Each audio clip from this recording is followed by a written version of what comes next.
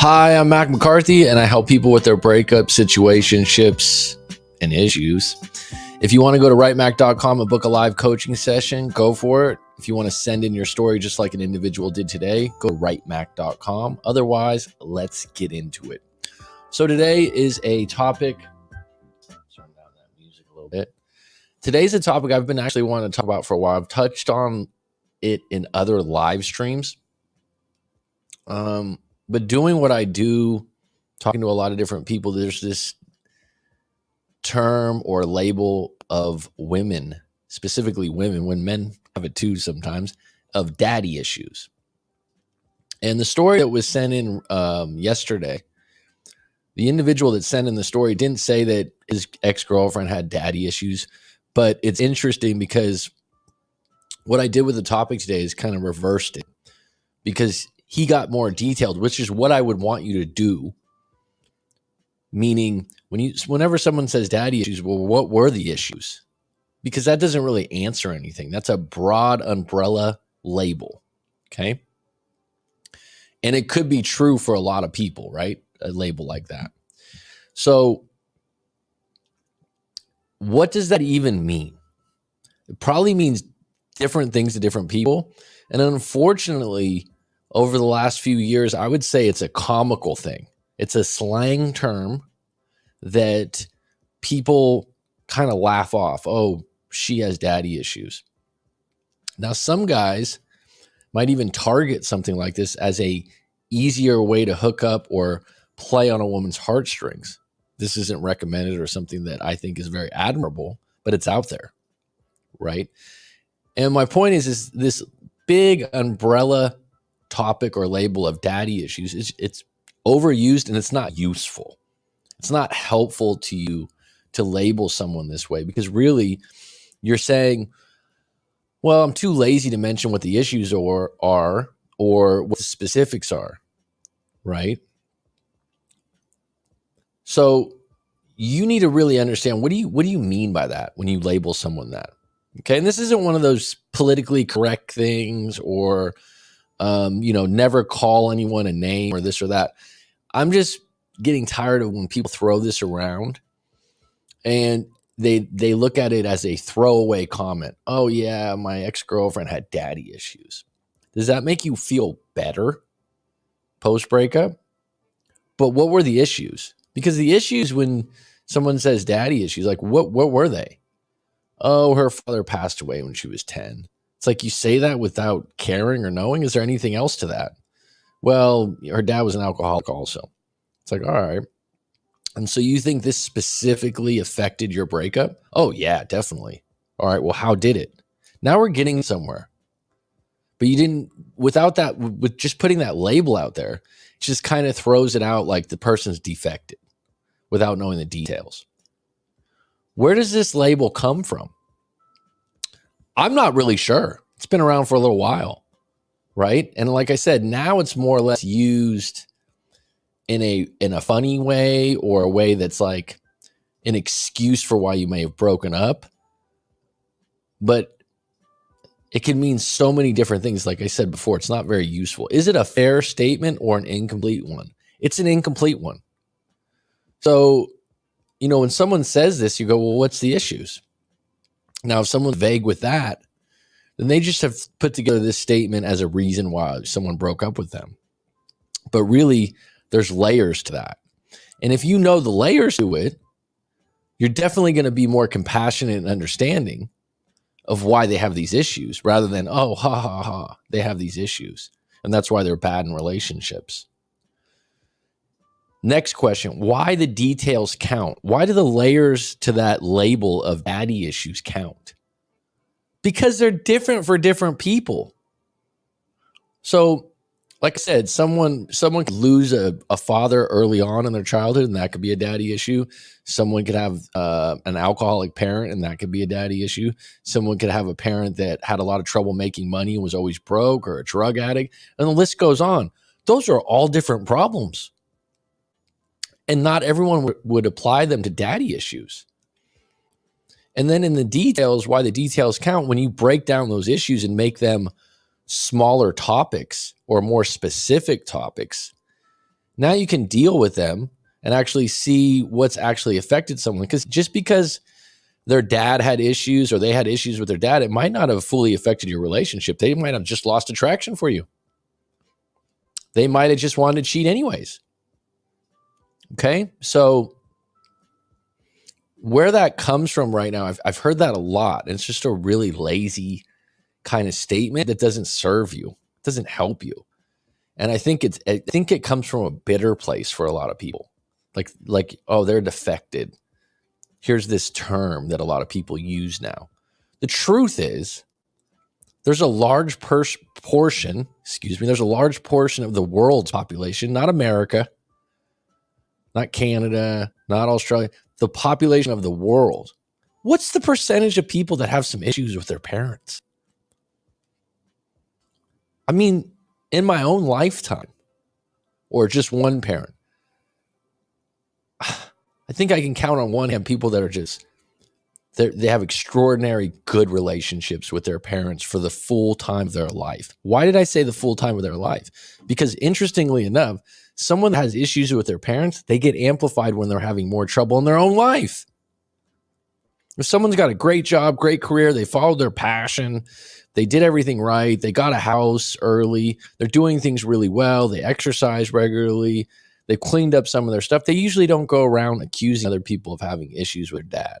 They usually don't go around, oh, I have all these issues with my parents. Okay?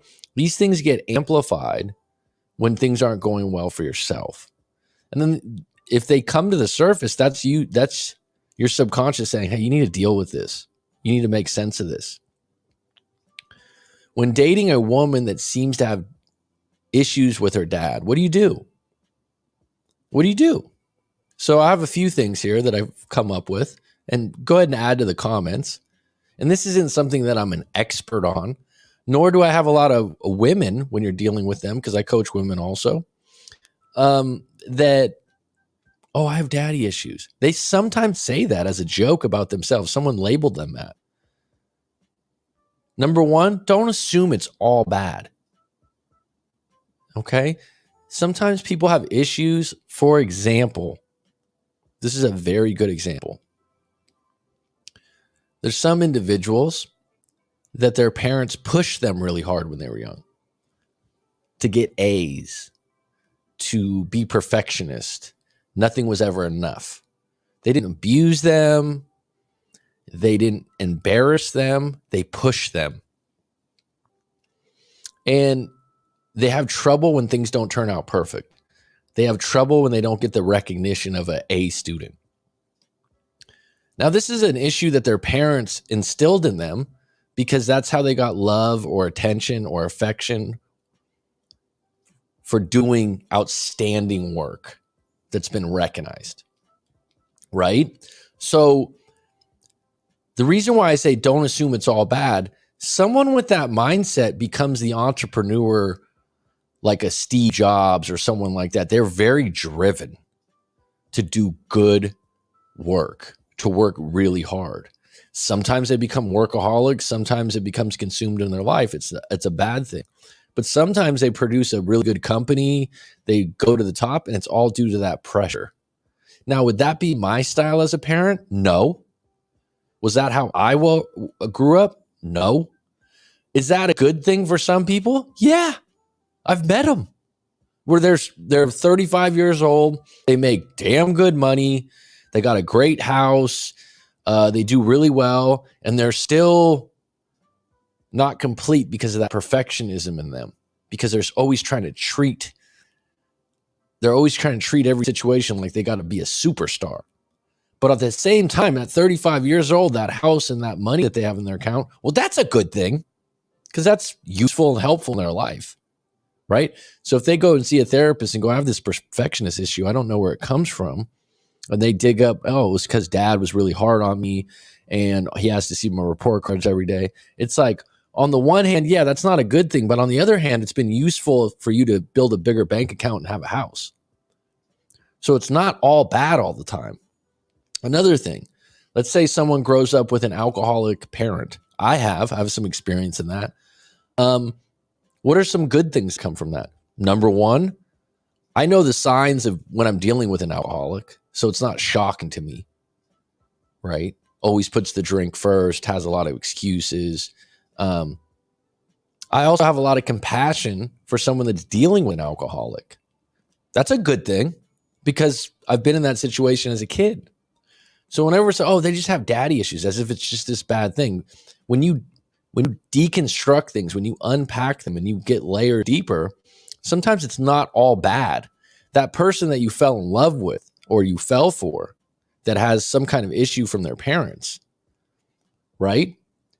You're owning in on that because you're like, oh, this is what happened in their relationship. This is why they're not in touch with their feelings. Could be part of it. Humans are much more complex than that. There's much more moving parts.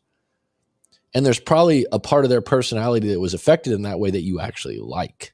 Number 2, where's your expert opinion on this coming from?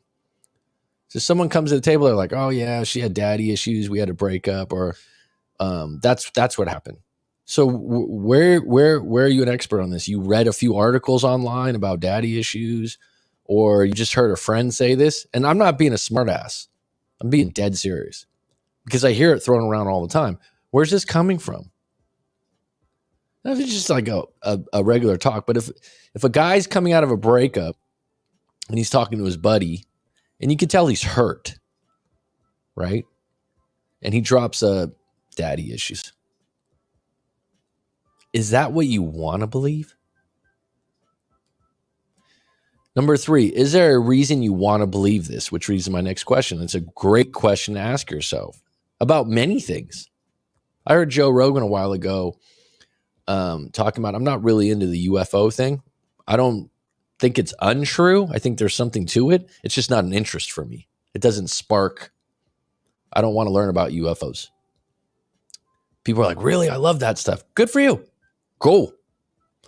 Joe Rogan was like, I don't know why, but I've realized I want to believe everything's true about the UFOs, right? It's like if you're dealing with a narrative post-breakup, and it doesn't even have to just be daddy issues. That's the topic of the show today, right? Why do you want to believe this label that you've instilled on them? Oh, well, I read this article. Who wrote the article? A lot of people go, oh, I forgot which website it was, or it was Coach Jonestown Ellis. Okay. And they wrote a whole article on this? Yeah. And now you've come away with, this is the reason you got broke up? Yeah. Did you get a second opinion? Have you talked to someone directly about exactly what happened with you? I'm just asking, where did it come from? And why do you want to believe this? Number 4, was the breakup inevitable anyhow? And please, anyone in the comments, have you ever had a friend drop she's got daddy issues? Right? But was the breakup inevitable anyhow? Now, interestingly enough, I know of a breakup a while back, and this wasn't a direct client of mine. This was a former colleague. Okay. And this guy was in his early 60s. He was dating a woman in her early 30s. And it didn't work out, surprise, surprise, with a 30-year age gap. Oh my God. Newsflash, right? And of course, the guy that's in his 60s, more heartbroken. It just is what it is, because he's not going to be able to find an abundance of women that'll do a 30-year age gap. Where the woman that's 33, she can find a line out the door of guys in their 50s, 40s, 60s that would want to date her. She's got way more options. And she's aware of that at 30, 32, 33, 34. She's aware of the age gap, right? So the guy breaks up through back channels, friends of friends, a little bit of gossip, knowing a few people close to the situation. And he drops, daddy issues. Now, in this particular case, I wasn't a coach or anything like that. I think to myself, well, what were the issues? But I didn't want to say it, because this is one of the problems when you're a coach, you're a therapist, and you help people with this. Not everyone's asking for your help, man. You got to watch it. Because just like if you were in a uniform, you're used to doing things, right? But I had to make a comment like, a lot of people throw that out there, but there's more to it than just daddy's issues. What were the real issues? Are you even aware what were the actual events that led to the issues? And by the way, even if this individual didn't have daddy issues, are they still breaking up with you with a 30-year age gap? Good question. Probably a question you don't want to answer. But it sounds a lot better when you have that to throw around. Because then it's like, oh, it's their fault. It's like they're defected. They're this. Because guess what? There's women out there, and there's men out there too with mommy issues or daddy issues that have relationships that are pretty good, that last a while. Right? Number 5, and to tune this out a little bit, do you have issues with your parents? Now, some people say, no, I absolutely don't. A lot of people do, some level. You're holding some resentment over something that happened. And over time, hopefully you let go of that a little bit more and more as you get older and more successful and more happy with who you are. Hopefully. But you also might be able just to say, you know what, that happened. It was pretty shitty. I'm still not happy about it, but I'm getting on with my life and I can't have a relationship. It's not going to end me. I'm going to make sense of it. You understand what I'm saying? And so when this term's thrown out all the time, I'm just like, geez, get to the layers of it, folks. Okay. And I don't mind. Like I said, this isn't one of those things where it's like, you should never use the term daddy issues. No, just as a throwaway comment of why your relationship went wrong or why someone's not working out with you, it's deeper than that. You're being lazy with those kind of words, right? And you're strapping on an extremely negative label to an individual that used to just be your partner, right? And that there's so much more to it than that, right? Like I said, was the breakup inevitable anyways? In most cases, yes. Some say, well, if they had better parents that raised him, you know what? We all probably would like, oh yeah, maybe things would be better. Who knows? Let me check in on the live stream. Eduardo Martinez, how you doing? It's good to see you, my friend. Sam Lujan, always a pleasure. Smokey the cat, period cat. Coach, nice to make it live again. I dated someone like that, I think, although I might be wrong. She acted very manly. I detached, not really wanting to connect, afraid of love. We dated for 1 year. Wow, that's a long time, 1 year. Well, that's my point. I think that it's not necessarily that you were wrong. I just think it's one of those statements that gets thrown around that doesn't really get to the bottom of why she was maybe manly or masculine in certain situations. Could it have been affected by her upbringing and her parents? Absolutely. Is that the whole pie? No, because there's plenty of people out there that have had bad parents or bad upbringings that end up successful. And it's one of those things, school, teachers, friends, environments, they all play a role. They're all part of the ingredients that bake the cake. So is it possible that affected her? Sure.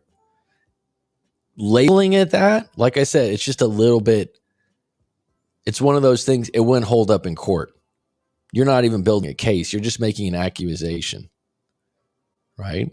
And even the individual you're dating could use that label and be like, oh yeah, I know I've heard women say this. I know I've got daddy issues, right? And it's like, that's not good to identify with. What are the issues that you have with your dad and how do you go to work on that? How do you make sense of it? You don't dissipate it. You figure out if you want to change that. Now, this woman that acted manly or masculine, maybe she liked it. Maybe she liked that attitude. She liked taking charge. That's her personality. It wasn't personal. And you were turned off by it. And that's why you said, well, we dated for a year. Right? And so, like I said, you walk away from it, daddy issues. It's like, could it be something different? I'm not asking you to analyze it for another year, but if you want to get to the bottom of it, it's a little deeper than that. Do you agree? All right, Percy Blue, how you doing? Always good to see you on deck. I have a story that came in, and interestingly enough, this was a client that came to me over a year ago. And he's actually not from the States. He's from Europe. But had a situation where he was just dating an individual for a little while. And so now this story that he just sent in to be reviewed on the YouTube channel, and if anyone wants to send in their story just to be reviewed, go to writemac.com. It's $25, which is pretty good value, if I don't say so myself. So in this particular story, he just mentioned some issues with her dad's character that he thinks might have affected her, but he didn't call it daddy issues. But the reason why I wanted to touch on this today is because this is the way you should look at it. Rather than having some blanket umbrella model, you should look at the individual issue you think at hand. All right. So everyone ready for the story? I hope so. It's always the climax. Hey, Coach, a year after my last story, a very long one, I have another breakup story, but the circumstances this time are quite different. Last July, only a month after my last breakup, I met a 20-year-old woman in a nightclub. I was 26 and met up with her shortly after. From the beginning, I was quite attracted to her, and we hooked up on the first date. After that, she started chasing me hard. About 1.5 months in, she brought up being exclusive, but mentioned that she's not ready to be official. All right, so yet due to a lack of time, thus entrusted me. Okay, so bottom line is, if someone says they want to be exclusive but not official, that tells me they don't want to go public. There could be a few different things here. Let's not make assumptions. They could be embarrassed of you, whether that's your personality, your status, or how you look. I'm not saying that's the case here, but that could be one thing. And I don't even I know this guy because we've done live coaching. I don't think he feels that's the case, but that's a possibility. And that also, when someone says, hey, I want to be monogamous, I don't want to see other people, but we don't have to be official yet. Right? So what are we doing here? To me, that individual wants to leave the door open to be able to text other people and say they're single when they're not single. They're insecure about that. They think there's something about you that's not enough. Now, there might be other reasons to that. And I would absolutely ask, if you're in one of these situations where someone says, hey, let's be exclusive, but not official. Can I ask a question? Sure. Why? Why do you want to do that? And then just listen. And then maybe ask another why. If they said, well, I'm just not ready right now, and I'm not seeing anyone else, and you're not seeing anyone else, so I think it's a good time, but I just came out of a relationship. Okay, so why is it affecting us being official?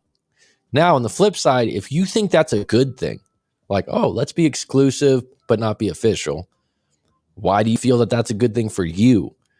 Maybe you don't need to tell that individual in that moment, but you need to ask yourself, to me, the first thing that comes to my mind is that you don't really want to be official. You want to be given an easier option to play around, an easier option to meet someone of higher value.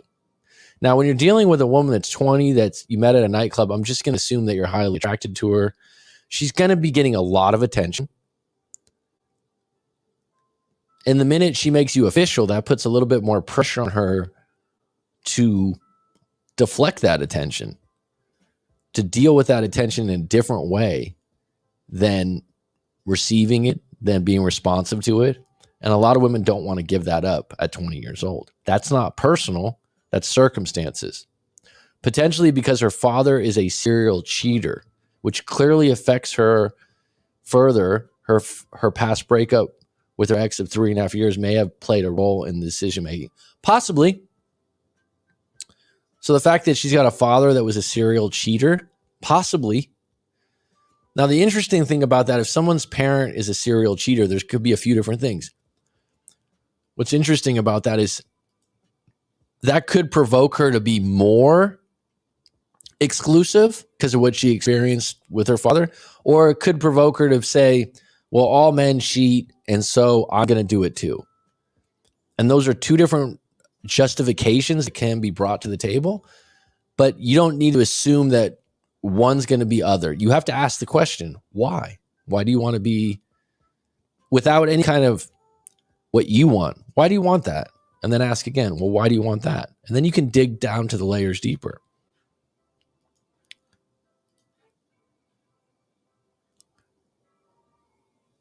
She broke up with her ex only 4 months prior to us meeting for the first time. Okay.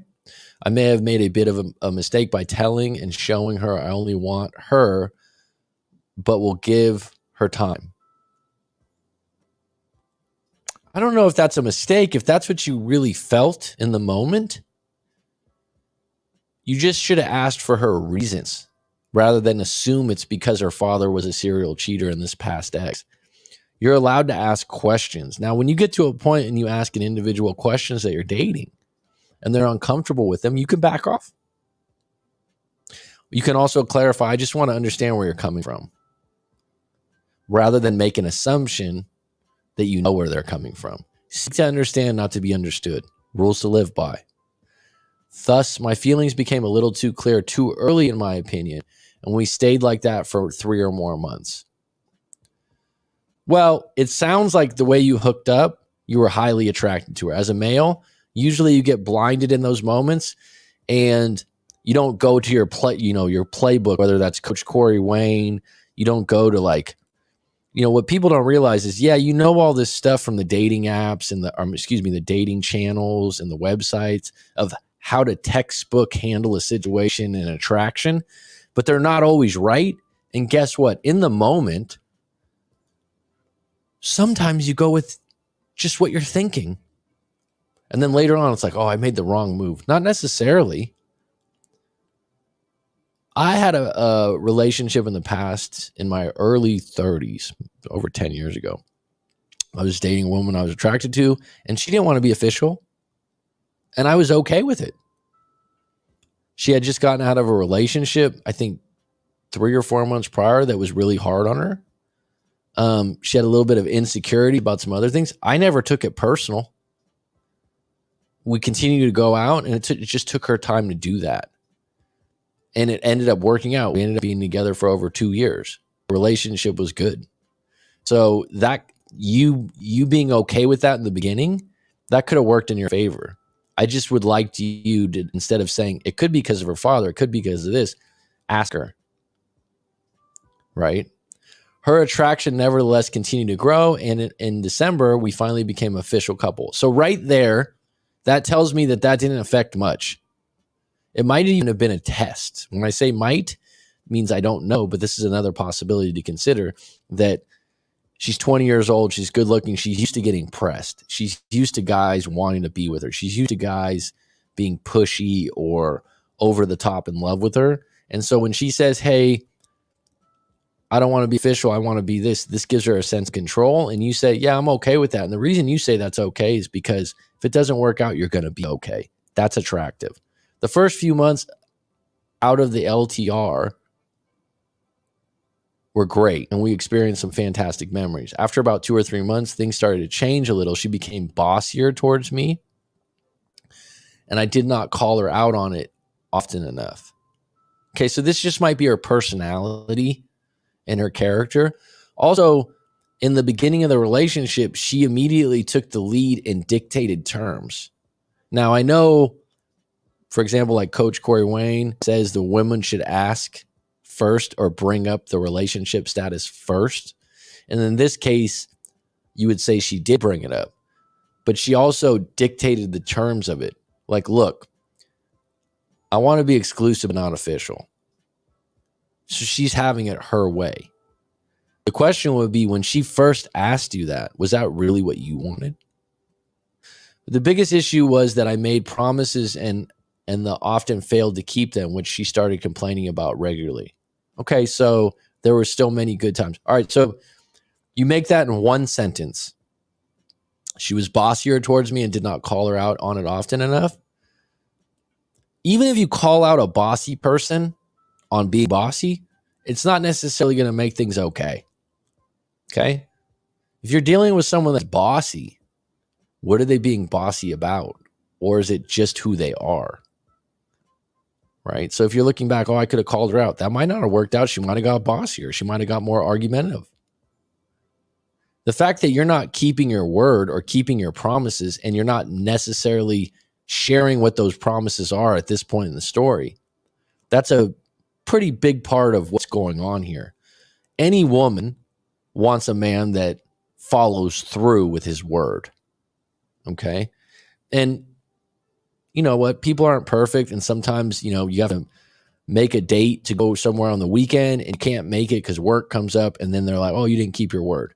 That's circumstantial, right? That's putting first things first. Hey, my job that I make $100,000 at, I'm going to put that first over our anniversary dinner. That can go over really bad, but that's you putting first things first.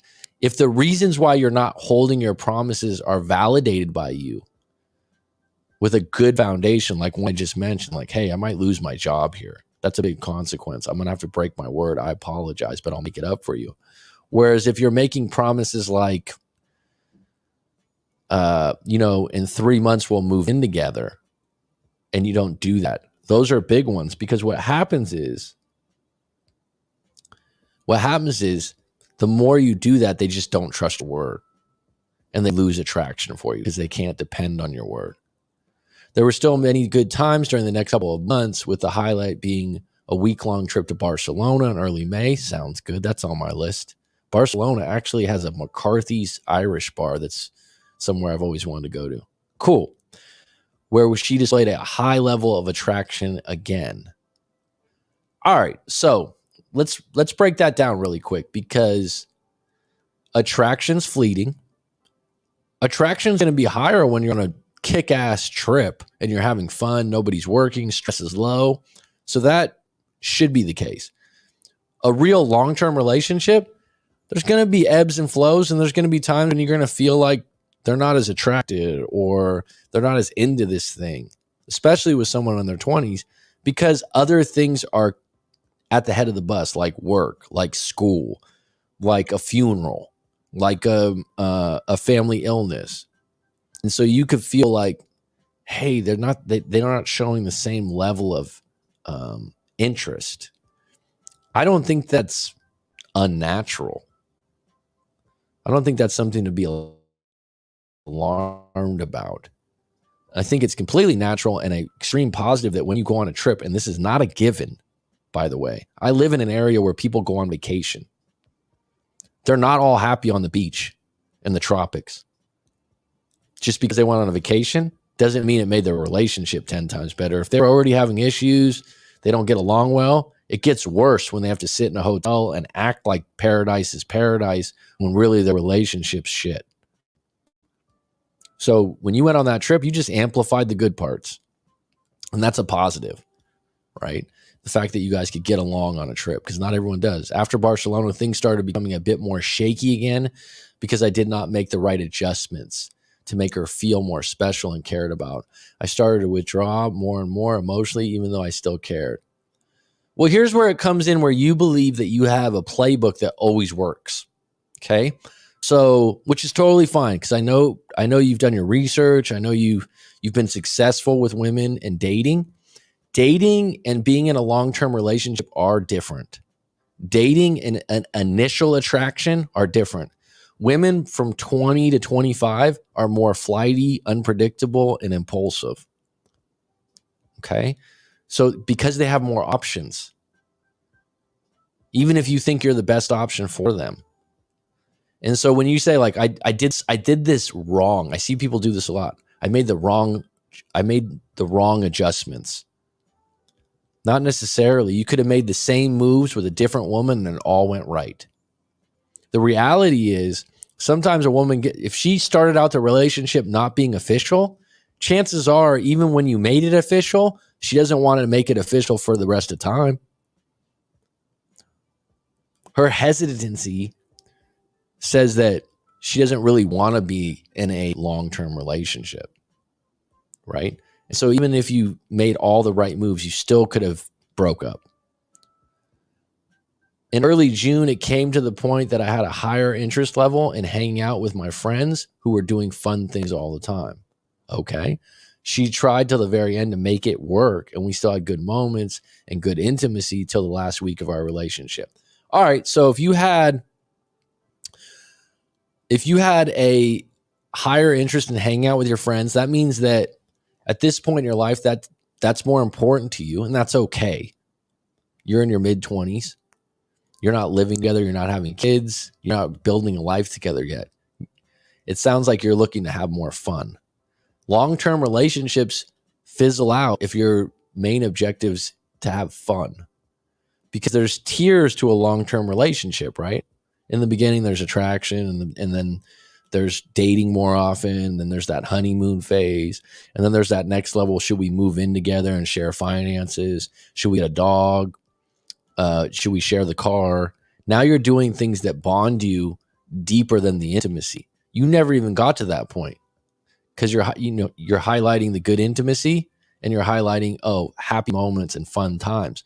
The real deal with a long-term relationship, like 6, 7, 8 years, 5 years, there's going to be times when you're like a week, you're unhappy with each other, or you're annoyed, or you're unattracted to them for parts of that time. But you get through it. You overcome it. It sounds like at this point, that's not the kind of relationship that you want. You want a good time relationship. You want something that's fun. And if it's not fun, you don't want to stay in it. And that's okay. That being said, if you ended it with good moments and good intimacy, there's a strong opportunity or a chance when you want to get back together because attraction's high. At some point early July, however, she became more distant, which caused me to panic for a few days, and I chased her too much. So who ended the relationship is my question. She tried till the very end to make it work. You're saying she was trying to make it work, and then you chased her. Ultimately, she called me one evening and revealed she lost feelings for me and doesn't think they will come back. Okay, in that particular situation, you're not going to turn her around in the moment. You're not going to talk her out of something like that. You're better going with it by saying, okay, you don't have the same feelings anymore. And go with it. What do I mean by that? You don't have to agree with it, but don't fight it. Accept it. Allow it. And also that at 20 years old, she could feel that for one day and 2 days later miss the hell out of you. Easily. When asking about the reasons for her emotions changing, she mentioned that I was not caring enough and not enough of a challenge to her, too available. Wow, she really showed her cards there. So there you go. You would also say, it's kind of counterintuitive that you're not caring enough, but you're too available. I don't know how you're going to win that one. So in some moments, she wants you to care more, but some moments she wants you to be more of a challenge. Good luck with that. You're not going to be able to guess that at every moment. That's not, if someone says, wow, and by the way, I completely understand women want a challenge. When you get in a long-term relationship and you are official, it's a little less of a challenge thing and more of a commitment thing. Correct me if I'm wrong. Right? That's part of an attraction or a push and pull.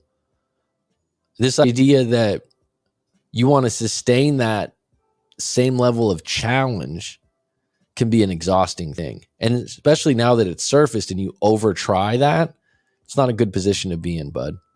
Furthermore, I came to the conclusion that I did not stand up for myself or her consistently. When she told me she lost feelings, she asked me to do something. After I suggested space, she countered with a break of around 2 months. She's dictating the terms like she dictated the terms in the beginning. You notice that? You come up with something, she doesn't agree. I didn't like a break because it would have put me in a waiting position based on if her feelings to return or not. I would not recommend to accept a 2-month break. That's her saying, hey, if single life's not good for me, I could always come back to you. You're the spare tire. It's not a good place to be in. It devalues you also, and it hurts your confidence. Thus, I told her that if she does not believe her feelings will return, that I don't force her to stay with me, that I won't force her to stay with me. We then agreed to a breakup, but I told her to contact me when she wants to see me again. We were both a little sad as she thought we could have been a good couple. This particular situation, it sounds like timing. On the one end, she wants a relationship. On the other end, she wants a challenge. On the one end, she didn't want to be official right away. I think at this point, even if you guys would have been 2 years rather than 1 year, you still would have broke up at some point. This isn't going to be a wife with kids and a long-term relationship. It's just not there, maturity-wise. And that's okay. She wanted to stay in touch, but I said there's no reason unless she wants to rekindle things. She then insisted that we should at least say hello if we'd ever meet on a night out, which was fine for me. I was also a little emotional and my voice trembled a bit. Well, you're human, bud. Okay? It's okay. It's all right. Like, actually, I always tell men this. It's okay to cry and get that emotion up. And if your voice trembles and stuff, then when you get off the phone, have a good cry. Let it all out. It's okay. Then the breakup talk ended and I've been in no contact since. It's been 2 months. From social media, I know she's dating someone else and seems to really like the guy, and she's posted several pics of him already, which broke my heart. How can she move on so quickly? Well, she's 20 years old. Okay, so that's number one. Most likely she's highly attractive, or else you wouldn't be as interested in her as you are. I'm not saying highly attracted to me. I'm just saying to you. Okay, so the interesting thing about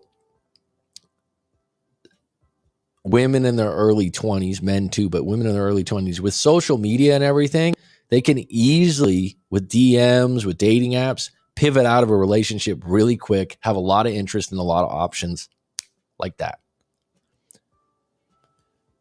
Men who are good looking and have a lot going for them can too. But women, it's going to be multiplied, where a guy would get 10 DMs from a dating app, she might get 100. She was already, from what it sounds like, setting this up. She might have been talking to someone already. Okay? Because of this idea, like, oh, let's, the way she's, oh, I lost feelings. Oh, this. There's a good likelihood that she was maybe seeing someone else already. Okay? That being said, now that you know and you have evidence that she's really happy with someone else, unfollow her. Not because you hate her or you're trying to hurt her, because it hurts you to see that. Okay? It doesn't help you. Every time you see those pictures or see those posts, it hurts you. Stop doing it. Right? You wouldn't touch a burning stove over and over again. That would be stupid. Stop looking at the pictures and unfollow her. If you're like, she's got friends that I can look up, and people get really creative. They borrow their friend's social media handle and then they go and check up. Stop doing it. It hurts you. Stop doing it. It's self-hurt. You're capable of erasing that option. She's with someone else. It's not personal. You agreed to the breakup and you did the right thing. You weren't going to talk her out of it. She was at the door. You unlocked the door. You had some words and you let her out. That's the right thing to do. She's with someone else now. She's in her early 20s. You met her at a nightclub. Okay? Doesn't mean she's a bad person, but she's not shy. Right? So eliminating that. And this is a common question. How did she move on so quickly? By the way, even though it's only been 2 months and she looks smitten, she looks excited, she looks happy. This is what social media is, right? And it's competitive happiness. And a lot of people, what do? They just smile for the camera. All right. So it's very possible that this new relationship is going great. It's very possible that it's okay. It's very possible it's going the same way that it went with you. You just don't know. Don't assume the pictures say everything, right? She could be missing you. What do you think the chances of reconciliation are, Mac? I would say that they're not bad in the sense that at the end you had good moments and you had good intimacy till the last week of the relationship. That counts. At the end of the breakup, you guys didn't throw stones. You didn't say mean things. You didn't make a scene. It was very amicable, kind, and open. And so that she knows where you stand, you know where she stands. And so whenever this love affair with this new guy ends, she could call you because it's quite possible something doesn't work out with that guy. Okay. So the chances are 50-50, 60-40. I would say right now, she's probably in that stage where she likes attention. She likes her options. And, you know, being in her early 20s, she gets options all day, every day. She gets looked at a lot. We dated for a year and clearly had a bond considering we saw each other at least 3 times a week and spend several weekends and one vacation together. She still has stuff at my place and a few stories of our adventures in her Instagram highlights. Well, that doesn't mean anything. So, no offense to that, but she doesn't hate you. Okay. She doesn't, the way you guys broke up, there wasn't wreckage on the road. It was just timing, circumstances, and she wasn't being challenged enough and she didn't think you cared enough. Okay. If you would have cared enough and challenged her enough, I think she still would have gotten bored, or this idea that she's already gotten back on her feet with someone else. There was someone else in the shadows that she had waiting and she wanted to explore that. That's a possibility.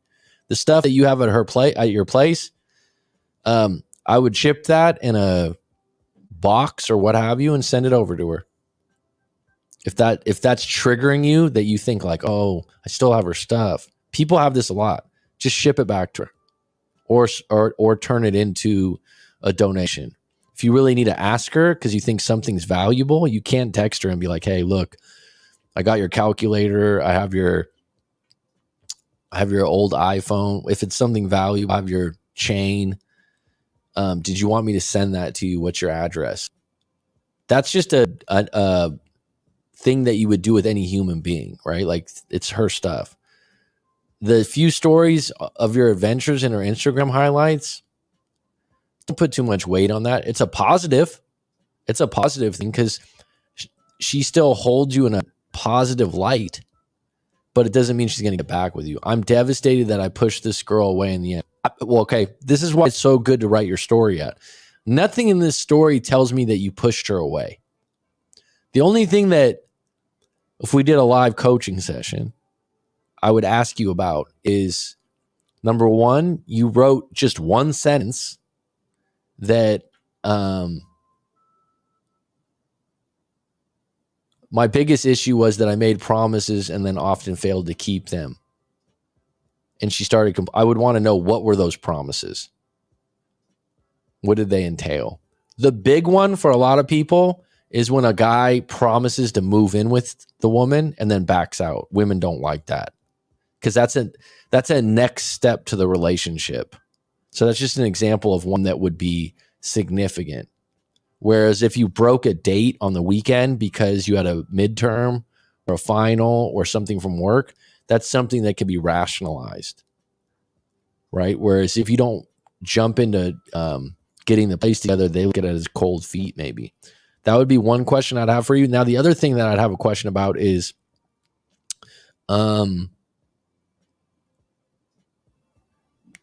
you started doing more things with your friends. Okay. And I've seen this before with guys in their 20s. Got their friends, they do fun things, and they believe that their girlfriend's always going to sit in the corner or sit at home and be like, oh, that's fine that you're going out with your buddies. It adds up. I don't think, from what you wrote and the totality of this story or this snippet of what went down, that was the reason why you broke up. I don't think it was like, oh, you hang out, because she didn't say you hang out with your friends too much. She said you didn't challenge me enough, that you're too available, but she also said I was not caring enough. Those two things don't go together. They're actually opposite. So to me, if you were to please her complaints, you got to be two different people at the right time. Good luck. That's very difficult. Now, what happens is you're 26, she's 20. What happens a lot of times, guys get in the middle of, we might break up here, right? Like you saw the signs, you weren't getting along, but at the very end, you were still hooking up, which is a big deal, right? You're about to break up, but you're still hooking up. So in the back of your mind, you think or believe we'll probably have a chance of getting back together. That's just subconsciously in there. Now, the fact that she's pivoted out and met someone and you haven't, and then you've also seen online that she's doing really well, well, then that's why you're devastated. That's where it got real quick. That's where you start to take it personal. That's where you might say like, oh, maybe I wasn't enough. Maybe I did this wrong. The reality is, just like a year and a half ago when you came to me for a different woman in a different situation with a different story, you're completely capable of meeting someone equal or higher value at this point in life at 26 years old. Being devastated, feeling like your voice is trembling and you're crying, that's a stage. You're just telling yourself, wow, I had more feelings for her than I thought. And then now what you do is like in the future, when I'm in a relationship and I like the woman in the beginning, I'm going to make a note of spending a little bit more time with her. And I'm going to make a note of, did I put my friends first too many times? And I'm going to make a note of, do I keep my word? And that would be number one. You can learn that now. And the only way you learn that is from being devastated. Because if you weren't devastated and she allowed you to break promises over and over again, you'll do it over and over again. Because guess what? That's really nice for you. It's like, yeah, I can make a declaration statement that I'm going to do something, but I don't really have to do it. That works for you, right? So from this devastation, you got huge lessons. Future relationships or with her, I'm going to keep my word. If I don't keep my word, I'm going to have a damn good reason, right? Number two, I don't know how I would be able to be caring and too available and a challenge to her. I don't know if that's something that I'm capable of in a relationship in the future. But guess what? You could be more present. You could be more honest with your feelings. And this is what happens a lot. Men get down to a point where they learn attraction, how to get a date, how to get laid. But when they get in a long-term relationship, they're like, oh, this is different. It's different. And I want to say, even though you feel like you've done a few things wrong here,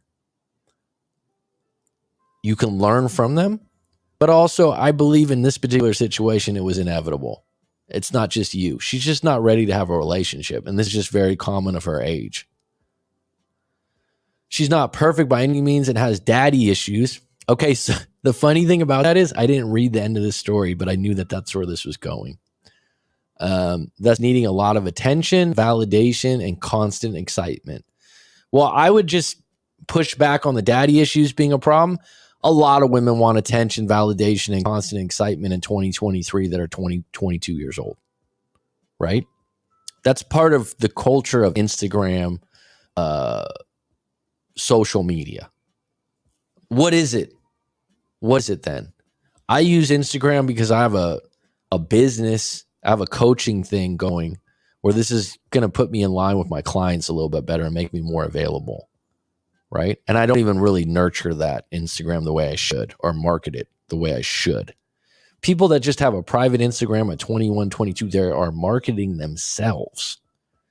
And guess what? It's okay. It's up to you. It's fine. But what goes into that? What are they marketing for if they're not having a business on social media? Attention, validation, maybe excitement. I don't know if that's daddy issues or just a sign of the times, right? Now, if you were going to layer out her daddy issues and go, one of her daddy issues is her dad was a serial cheater. Now we're getting a layer deeper of why she wouldn't want to be in a long-term relationship and maybe have some other guy she's talking to, because that might be validating her behavior to not want to be with one guy or not settle down.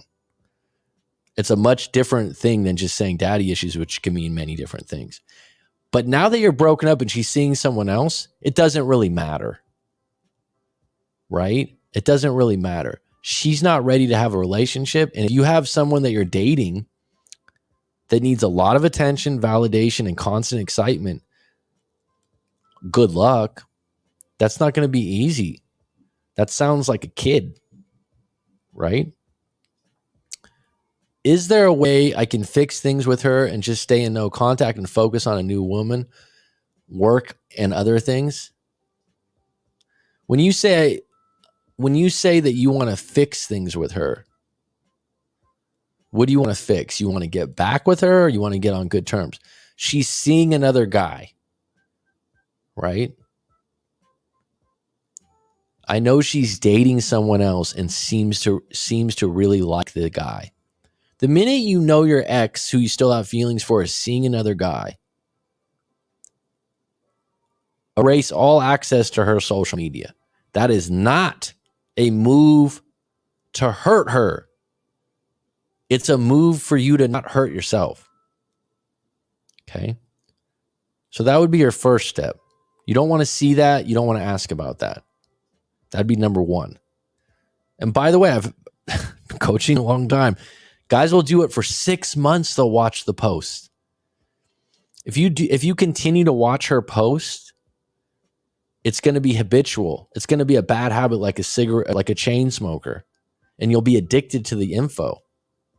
It's puzzle pieces, but you'll never put the puzzle together. Stop doing that part. Number two, you're not going to break this new relationship up and, show up somewhere and everything goes different. Really, no contact. What's your alternative? To call her? Because right now she's seeing someone else. You told her at the end, hey, if you want to call me up and rekindle things, then you left it on that. You need to stand on that. Keep your word.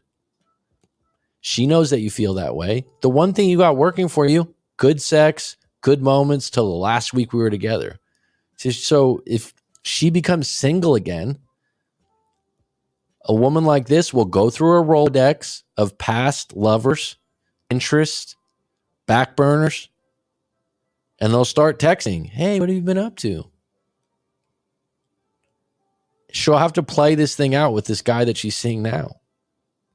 And you don't want to be a spectator in the cheap seats making comments, right? So just stay in no contact, which is really hard to do. If you still have issues with this, book a live coaching session with myself and we'll layer it a little deeper. If you're not ready to focus on new women, don't. If you feel like, oh, everyone's telling me I got to get back in the, right? If you just want to take a break and maybe concentrate on the gym or concentrate on school or look into you're 26 years old, what career do I want?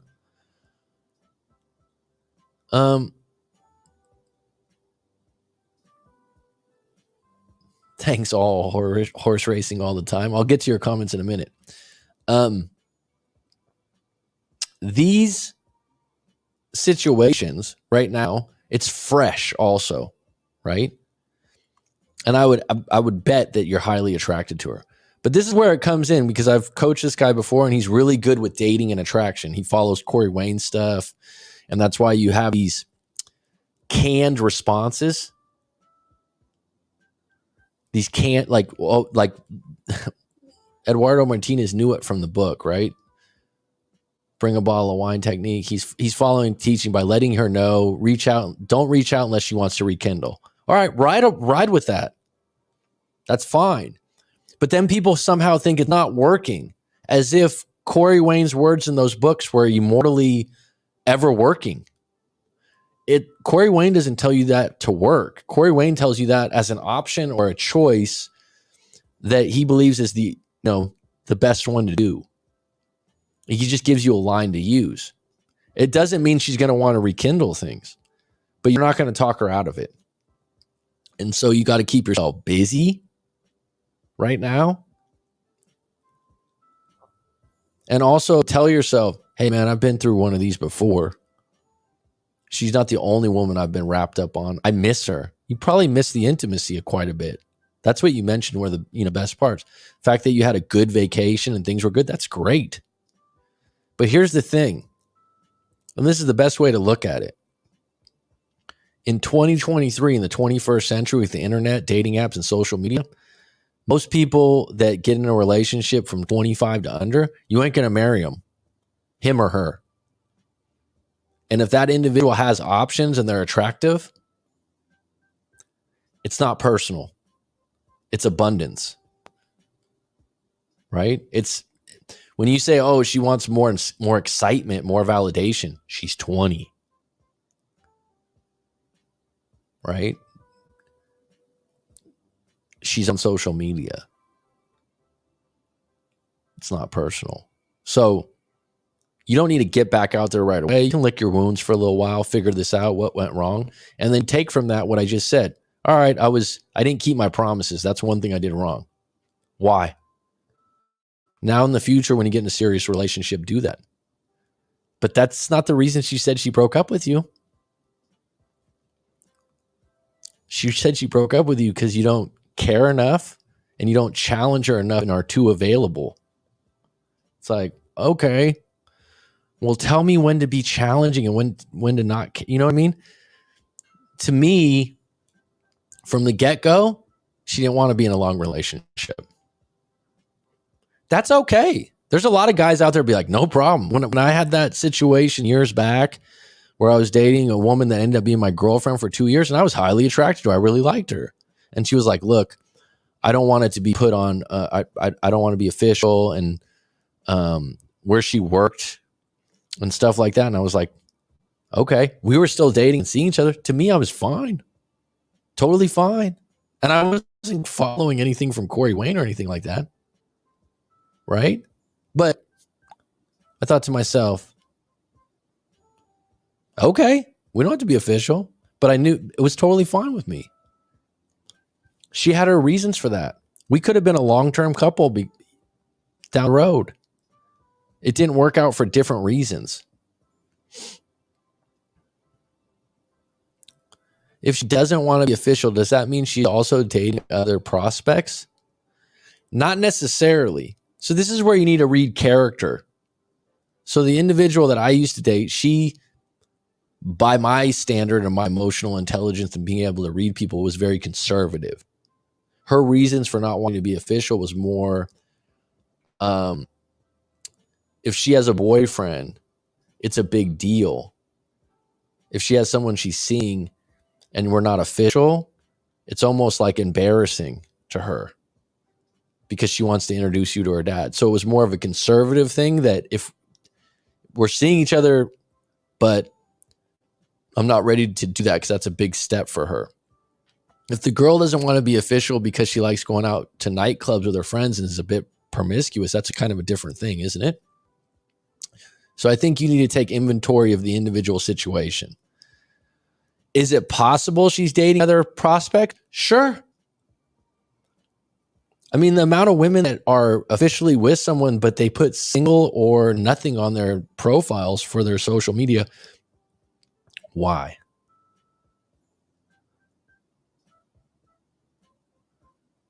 Right? So, Rye Flint, why would you think that your bestie didn't want to do it? I think it would be a different answer for different people. Right? Because like I said, that girl I was dating, from my standpoint, it was just, she's really conservative, which is a possibility.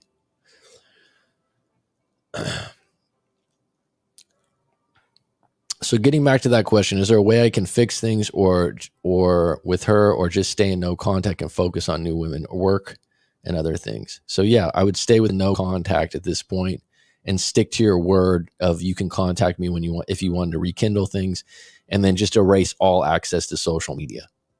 Like that's the doctor's orders, right? If I had to give them to you. It's just like when you go to the doctor, which I haven't been to the doctor in years because I take good care of myself. And I realize that the body takes care of itself if you take care of it. But when you go to the doctor and you have a cold, right? You have a cold and the doctor's like, well, I don't have any I don't give out antibiotics. They're not good for you, this or that. You're just going to have to get rest and drink some orange juice and vitamin C. It's like, that's it? Anything else I can do? Well, nowadays you can go on the internet and find 15 different things to do, right? Bottom line is sometimes you're a little disappointed by the expert not giving you some like golden pill that'll make it go away. But you're also reassured that the cold's going to end and it's not that serious. And in this particular case, this breakup was 1 year. You're 26 years old. You're at the prime of your life. It's not that serious. You're going to get through this one like you got through the last one. And you didn't do too many things wrong here. It just was a relationship that played out the way it played out. And there is a possibility she comes back, but it won't be with you waiting for her, talking to her, dropping a clever line in her comments section, doing some kind of thing you've never heard of, but I came up with. It's going to probably be no contact, you moving on, and maybe down the road, 2-3 months, this guy doesn't work out that she's seeing, and you were a really good boyfriend, and you had fun together and good intimacy, then she'll call you. When that time comes, you don't want to know. You want to be in a situation when she calls or she texts, and it won't be like, let's get back together. It'd be like, hey, what have you been up to? I'm just curious. You have to kind of think about it. Do I even want to reapproach this? You got to think, for me, do I want to reapproach this? And you also want to feel like, oh, I've still got some other options going on. I hope that helps you. Thank you for writing your story and sharing. And for anyone else out there, if you want to send in your story, go to writemac.com. And the nice thing is, one thing I would do for people is when they send in their story first, if they want to do a coaching session after, I will credit you the $25, or I'll give you an extra 30 minutes in the session on an hour. All right. We got 10 on deck. We got all horse racing all the time. Where are you stationed for horse racing? I actually have a family member that's pretty big in horse racing. Are you in Southern California? And it's funny because I've ran into people over the years that are in horse racing. They always know him. They're always like, that's your cousin? He's a horse trainer for I don't know, pretty big horses that have been in the Derby, I think. All right, so let me get into this.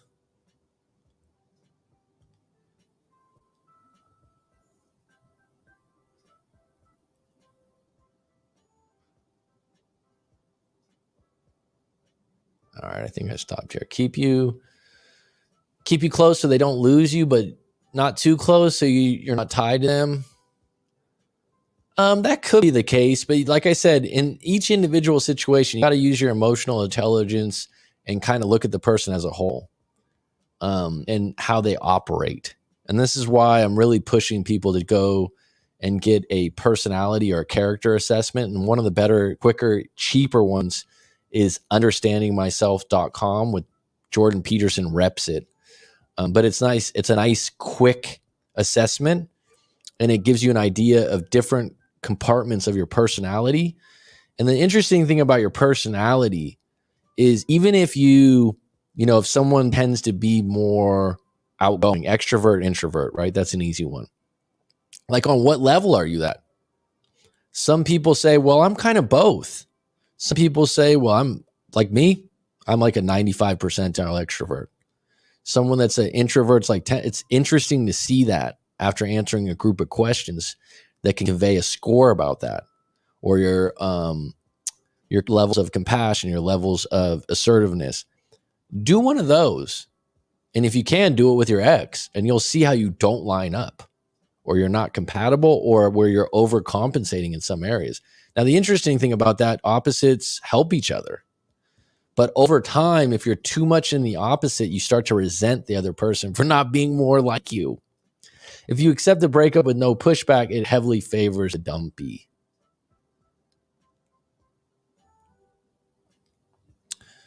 It depends on the situation.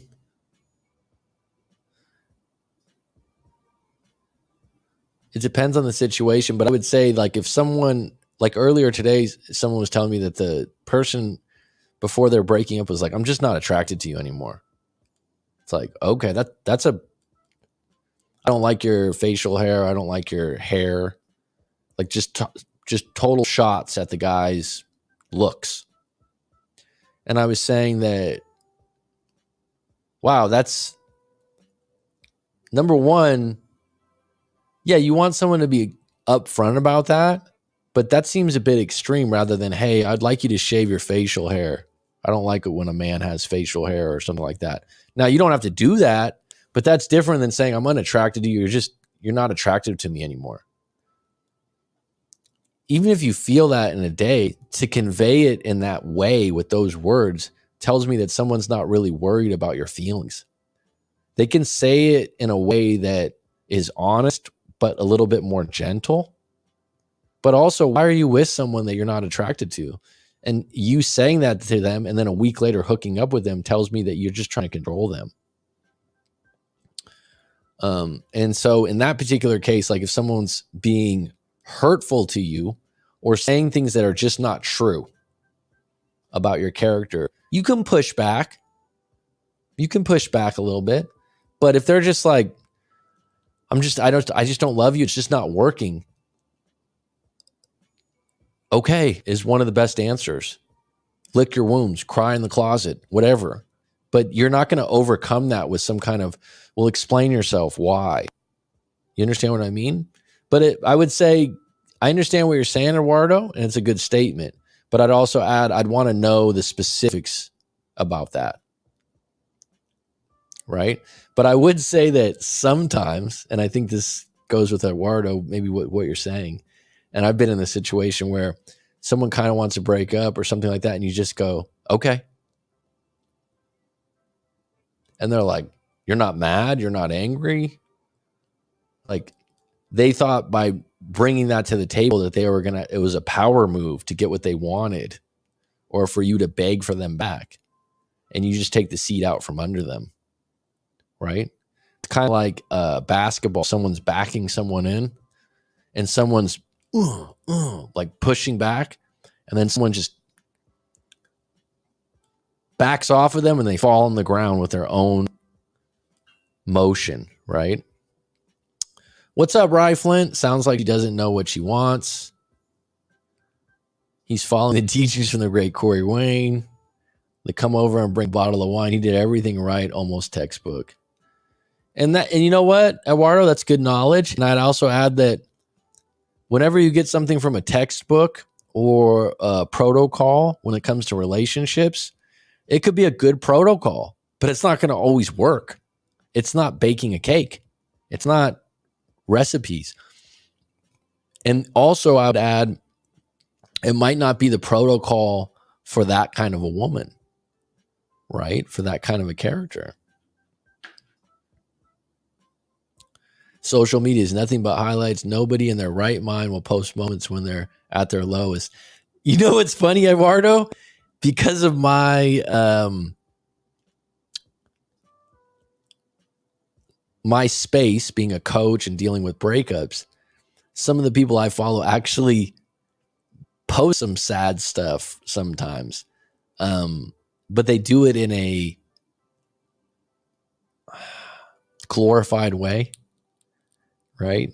You know, some people get points for it. He should remove her from his social media. Back when I was going through my worst break, I remember snooping around my ex. I was hurting my own feelings with it. Absolutely, Eduardo. That's 1,000% true. Don't let the breakup break you. Be better. Absolutely, Sam. All horse racing all the time. You have the best breakup show. I binge watch your replays, but this time you've actually live. Thank you. Pure brilliance. That's really appreciated, man. AI or Al? I'll call you Al. Roller girl, always a pleasure. I hope Vegas is treating you good. If she's dating someone else, it's curtains. You know, it makes her more valuable in your eyes because it's kind of like one of those things where you're like, oh, you know, now she's with someone. It's really over. But you got to get strong about it, because even if she was the type of woman that, and I don't think she is by that story, if she was the type of woman that would want you to compete, would want you like, oh, I'm seeing someone else, but I'd like you to fight for the relationship. Those kind of women, you're not going to be in a long-term relationship, because that's attention seeking. So you don't want to, like I've said before, you're demoting yourself. You're lowering your value. You're pursuing a woman that was your girlfriend officially with some other guy, and you're going to call her up or text her or try to be the guy on the side. You can do that, but it's going to be a different relationship. If you're seeking to have her as your girlfriend again, even if you get her back, it's tainted, because you're going to be in the back of your head like, what happened with that guy? How long were you with him? And that other guy's going to probably still text her. So it's just a bad situation to be in. If you're already broken up, you're not talking, and they're seeing someone else, remove all that evidence of it, all that hurt, and you got to start having some good self-talk and get yourself off the mat. That's right. She's with someone else. Don't sit around waiting for her. I'd kill to be 26 again. 26, 26. 26, the mischief I would cause. Well, I mean, you're not too much older than that. Aren't you 30, 32? You know, every day is the first day of the rest of your life, for a cliche statement for your rye. And by that picture, you look like you're in good shape. You look like you're 26. What would be so different about 26? Because here's the thing. You can be 26 again, but you can't take your wisdom. Then what? You just do the same things. You remember the first time I found was 6 years ago when I was with my ex-3. She wanted to get married and have kids. I wasn't. Saw her out town about a month ago or so, still unmarried, no kids.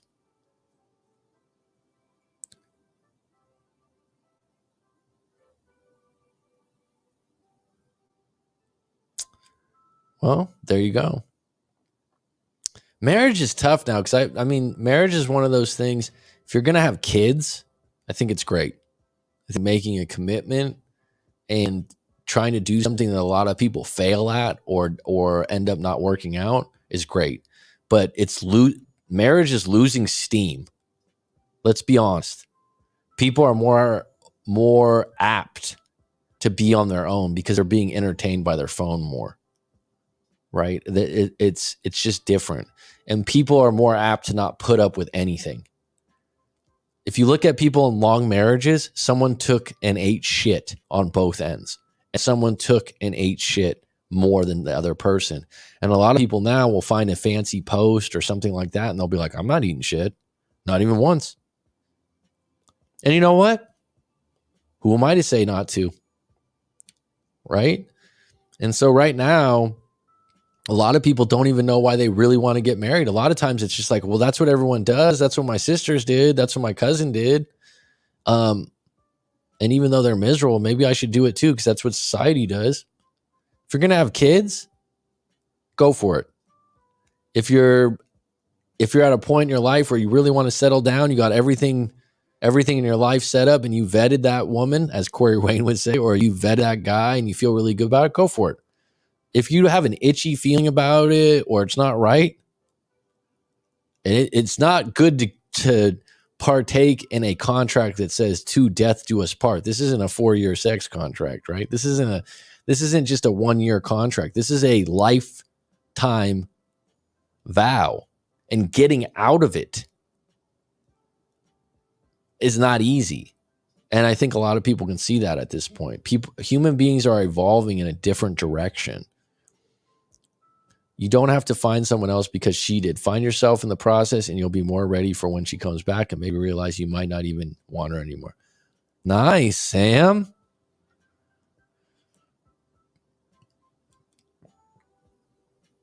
If she doesn't want to be official, does that mean she's also dating other prospects? Like I said, not necessarily. It's not a given for sure. Could just be that she's conservative or she's worried about sharing it with her parents. My bestie didn't want to be official with this guy, but she wasn't seeing anyone else. He gave her the ultimatum and she still said no. So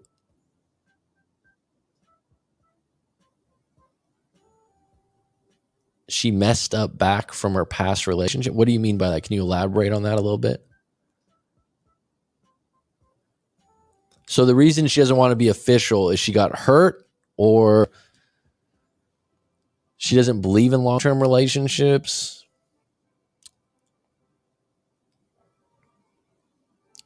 To me, if a woman brings that up, I'm like, it's fine. But I would also add that if you're going to be, you'd have to agree that we're being monogamous for the moment. But then if that's a prolonged thing for 3 months, 6 months, 8 months, then you have to have that conversation again. So if someone's not ready for that, it's like, all right, then you can have the conversation again. What if she dates other prospects yet does not disclose that she is hooking up with them?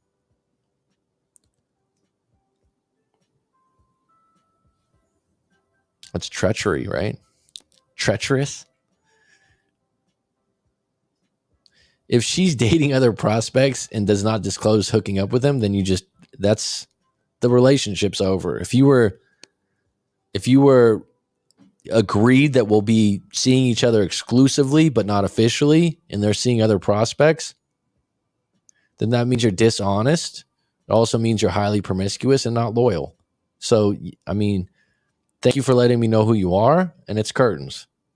That's non-negotiable. Now, if it was said that in the beginning, like, look, I don't want to be official, we're seeing each other right now, and that's it, then they have a right to see other people. And like I said, this comes into where you can read someone's personality type and say, like, they're more likely to be this way. You also can ask questions. Hey, so does that mean you're going to be seeing other people? Ask the direct question. See how they react to that.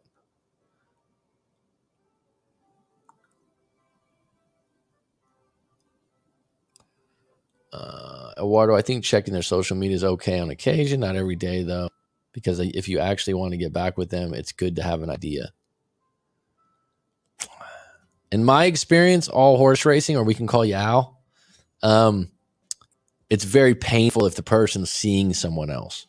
Now, if you, like Al, if you're at a point where it doesn't hurt you that much and you feel neutral to okay, you're not obsessively checking their social media, then there are exceptions to the rule. In my experience of doing this, individuals are getting anxiety, worry. They're going on missions to check, like the amount of people that will check what someone's liked and put weight on that. So I think for you, it's okay. Like, it doesn't bother you. For the mass amount of people in a breakup, if they're really hurt and they miss the individual, seeing them on social media, the problem with that is if they're with someone else, or let's just say they're not with someone else. Okay, let's play that game. You're like, oh yeah, she's posted a few things. A lot of times, and tell me I'm wrong on this, they're going to post things that make them look exceptionally happy or out of character happy. Yeah, like she never goes out and she was all done up with her friends to go out to the city. It's just totally unlike her. And then she posted all these pictures downing cocktails. So she's not cheating or with someone else. And you're like, oh, it's good to check up on her to see where she's at. That wouldn't make me feel good post breakup. Now your mind, which trying to make sense of a picture about someone you care about and miss, goes into story. And people can get stuck on that. Now, if your ex is not doing anything and they're living in the country, and they're riding horses, and you're just posting like soft poems, and then even when they post something that's like a poem, you think it's about you, well, then that doesn't hurt you. And that's why I ask people, how do you feel after you see the post? Oh, I get anxiety for an hour. Stop doing it. I can't. You know why they can't? Because they're habitually checking. Well, I check my friend's status. Well, you're going to have to get rid of social media all over. Mac, talking of reapproach, what do you think of trying to get back with an ex after 10 breakups? I usually don't answer in a short answer. Don't do it. I would have to know, why would you have 10 breakups? Usually individuals that you're with, and who's making the breakup. Is it she's breaking up with you, or is it five times I broke up with her and 5 times she broke up with me? Because what it tells me is there's a problem that keeps occurring that's not being fixed. Now, if the same problem kept occurring for the 10 breakups, but the problem's fixed now, all right, go for it. If the problem hasn't changed, what are you doing? If they were all different breakups. Now, another reason people serially break up is because they want to win an argument. Those are not good people to be in relationships with, because they go for the kneecaps, and they also don't try to fix problems. They just try to win. Right? So off the cuff, now, if we did a live coaching session and you explained the totality of that relationship and all the breakups, maybe I'd have a different opinion. I'd be like, oh, well, this is an exception to the rule. Now I have some more insight. Off the cuff, no. And the problem with breaking up many times is, once you break up 5 times, every time you break up, you think, well, we'll get back together. It's not even, and then one time someone gets left holding the bag. YouTube's best coach right here. I appreciate that, Rye. There's a lot of coaches these days. New York. Are you in the horse racing business? It's a business.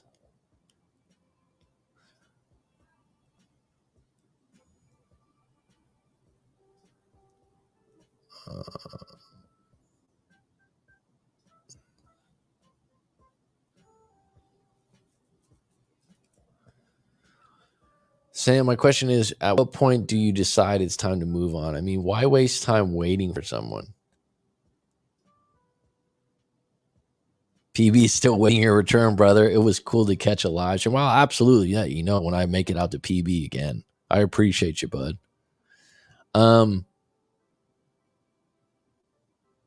It's definitely on my list. One of my favorite places in the world that I've been to, Pacific Beach, California. What point do you decide it's time to move on? I mean, why? You know what's interesting about that question?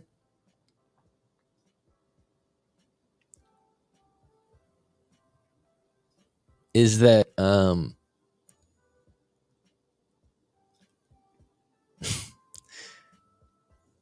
you won't have a moment where you're like, oh, today I'm going to move on. Right? You won't have like this defining moment that's planned, right? Where maybe when someone quits cigarettes or quits a bad habit, they're like, oh, one day I just had a bronchitis. For my dad, who smoked cigarettes, I think, for 20 years. And he had bronchitis for over a month. The doctor was like, look, it's going to get worse. And my dad just went cold turkey, never smoked again. My dad could say, like, the bronchitis, the doctor being an authority figure saying, hey, if you don't do this, it's going to get worse. And then at that time, him quitting cold turkey, he had his reason. He decided that day, right? So when you move on, you have to have a reason, a significant reason to move on with meaning. But I think with a breakup, it's kind of one of those things. It's almost like when water evaporates, you don't really see it evaporate from rain, right? There's a puddle outside in my cement, right? It's been raining all night. Now I go out there and I see the rain, I see the puddle get smaller and smaller, but I don't watch the water evaporate. It just takes too much time. You don't watch a rose grow, but it grows in a day. With you moving on, it's kind of like that. Now, there are people that operate where they're just like, fuck it, I'm done. That's their personality. That's their character. I have friends like that. Someone does them wrong, I'll never talk to you again. And they're done. And they got their reason. You did me wrong. You didn't keep your word. I won't ever talk to you again. That's a personality. That's a character trait. That's also a repeated action. People that have really trouble moving on, their character trait might be like, well, I always make things work, or I always find a solution to problems, right? Or my parents stayed together for 60 years. Why can't we? So they're always validating why they can't move on or why they can. Now, you getting reasons for that, sometimes it doesn't happen in a day. But what will happen is serendipity will happen. Synchronicity will happen. And when you're ready and when you're doing well and start to feel a little bit better, you meet someone else. And you might not end up marrying them or be with them, but you actually prove to yourself, wait a minute, I can meet someone else. I can have a good time. Now, that's one step to the evaporation. Another step is like you start having more fun. It just takes time for some people. And even the people that are able to go, I'm done in a day, 4-year relationship, I'm just tired of her shit, I'm fucking done. And they're like, I'm done. Like I said, I got a friend in my mind that's like that. Great guy, great friend, completely, utterly loyal and there for you. But if you do one thing that's really bad in his value book, you're done. You're done. And that's how he rides. Is that a good thing? It served him pretty well. He had a really rough childhood and he had to let go of some of his family members that were detrimental to his growth. But is he suppressing some things? Yeah. Is he going to have more trouble having a long-term relationship? Yeah. So it's different for different people. I mean, why waste time waiting for someone else? Don't look at it as you're wasting time. Look at it as you're going through the storm. It's going to take some pain. I always tell people when you break up, the first month, 2 months, 6 months, 8 months, look, you're going through the storm. You're going through the pain. If you broke your ankle, the doctor would be like, look, it's going to take you probably like 6 weeks and you'll be better. Some people take 8 weeks. Some people that, oh, my ankle's never been the same for 10 years. Everyone's different. The reality is when you find your reason to move on, it'll change. But one day you'll wake up and you'll be like, I don't even think about them anymore. But it won't be you decided that day.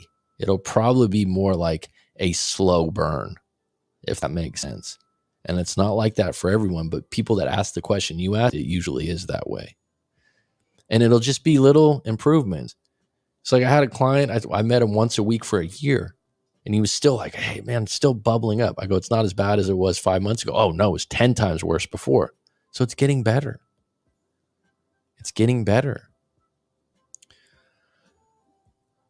Great points, Matt. Corey Wayne, all you need is a bottle of wine and an invite to come over. That advice is actually pretty creepy. I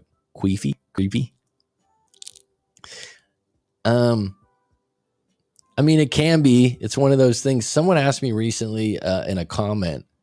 They said, hey, there's a girl at the gym. I wanted to ask her out.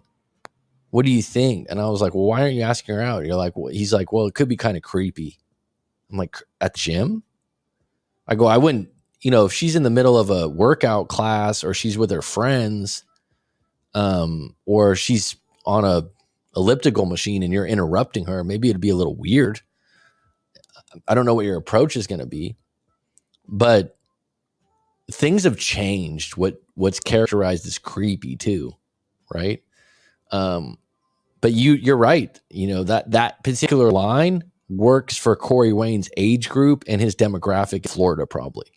And that's where when you look at advice that's protocoled, like just do this. He's saying what works for him and what he thinks works for all men. But we both know that some women would be like, oh, so you just want to have a bottle of wine at your head? They might take that the wrong way. And so that's where you have to improvise and figure out your own way you want to use material. And I think Corey Wayne knows that too. Like if you don't want to say, come over to my house and have a bottle of wine, he's just saying get to a point where you get intimate, where you take the next level, the next step, and you don't need to use a bottle of wine. But interesting when you program people to read the book, which is true, you do remember things with repetitive reading. Sometimes you take things verbatim and then they wonder, why isn't this working? She's messed up from some guy. How? Thanks for addressing my social media post, Coach. Super angles. You're the real deal. Well, thanks, bud. Yeah, it's very situational and different for everyone. Bonjour. I didn't know you were French.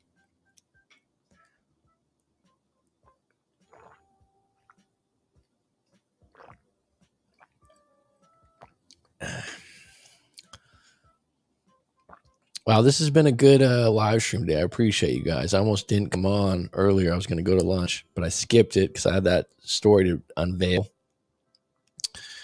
But yeah, these things that come up though, just realize that it's always going to be unique to your perceptions and interpretations. There's no protocol or playbook. Corey Wayne's book's good. It's a good baseline outline. There's nothing in there that I think is going to hurt you. But the idea that it works all the time is just not true.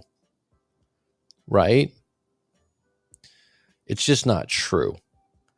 And you also have to think about, like I've talked about before, your demographic, your environment, your subcultures.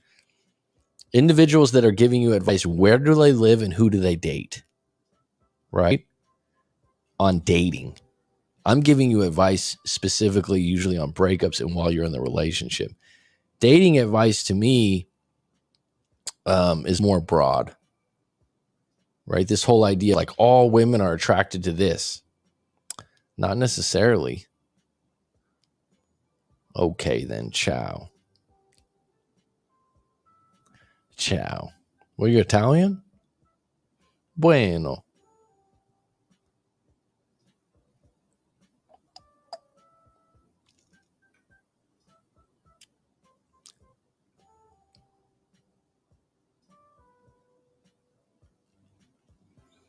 Any closing questions for anyone? Almost going to ask if someone wanted to come on today, but it doesn't look like it. I'm glad Al got to come on with the horse racing from New York.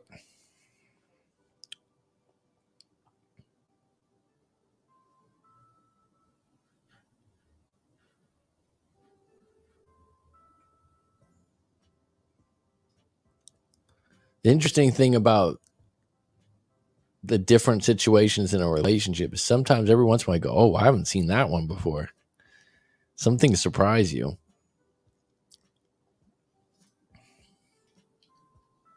Do you know, who's on the live stream right now or who listens to this later on?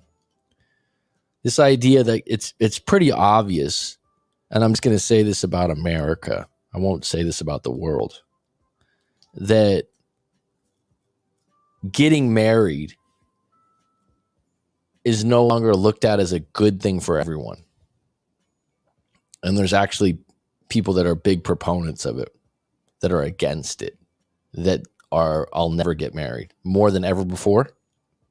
Would people agree on that? At least in the States, it seems that way.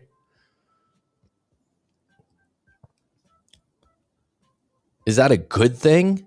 I'm asking the live stream right now. Is that a good thing, number one? And what's the alternative? Right? Because I think what's happening, I've thought about this, is people used to just generally have kids younger. When I say people, there was no contraception or the pill. And so people that used to have their kids in their 20s, right? All my grandparents had their kids in their early 20s, if not 18, right? And that starts, all right, we got kids, maybe we'll have another one so they have a friend, right? And now it seems like the longer you wait, the more people are like, well, why get married? Or, because it seems to me people that have kids that have been married before, and even though they got divorced, a lot of times they're willing to get married again. They don't go, oh, I have a kid and I just want to raise the kid on my own. They do that. Some people do, but it seems like they end up getting married again more often than the person that stays single or serial monogamy, where they have just a girlfriend or an official relationship that's not marriage. The longer they go for that, the more it's like, should I even never get married? Regarding your friend that cuts people off and moves on, it's a great thing. He has standards and boundaries. With regard to dating, there are always plenty of people who can replace a void. Good for you. Marriage has become ridiculously transactional. It's literally a business with contract pre and post nuptials. Is that how you feel about it? Let me just ask, this might be personal, Francois. Are you married? I've never asked you this before. I think at a certain element of marriage, and I got to read a few books on this if I wanted to get deeper on it. I think, Rob, if you're still on deck, I think Rich Cooper wrote a book about marriage, or co-wrote a book about marriage with more details on the history of it. And it was something that, right, when you look at royal families, they're just marrying people together to marry families together for wealth and different reasons. But I think the romantic idea of love forever till death do us part is a good ideal. I mean, if it's done right and it works out, like I've said, it's more of a love pension. And if you look at people that have jobs where they work 30 years and get a pension are more likely to stay married long periods of time, I think. I don't have a study. That's just my hypothesis. Because at the end, when you're in your 70s and you got to stay together that long, you're hoping that, wow, this is worth it, right?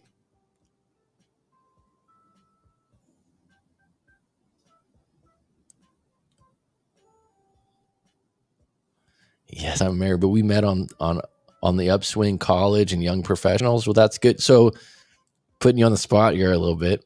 So was marriage a good thing for you?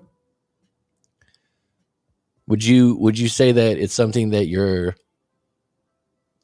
happy you did?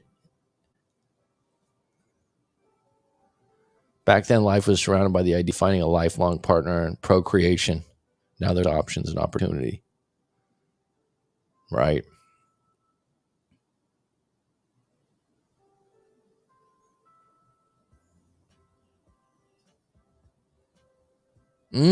With today's dating and manosphere, I wouldn't get married. People aren't genuine. I saw like a snippet clip on Instagram. I don't even know what that would be. What are they called? Reels? Sorry, snippet clip. And this woman, with a British accent that has some kind of book, she's like, well, all women and men are out there trying to date, and they're all learning how to play manipulative games to get more dates and to get more attraction. And I thought to myself, this is where it goes wrong. All women, all men, all women, all men. It's not true. But it's true about the people that watch her content. It's true about, here's a really interesting thing to think about, folks. And I might have mentioned this before. Rob, are you still on deck?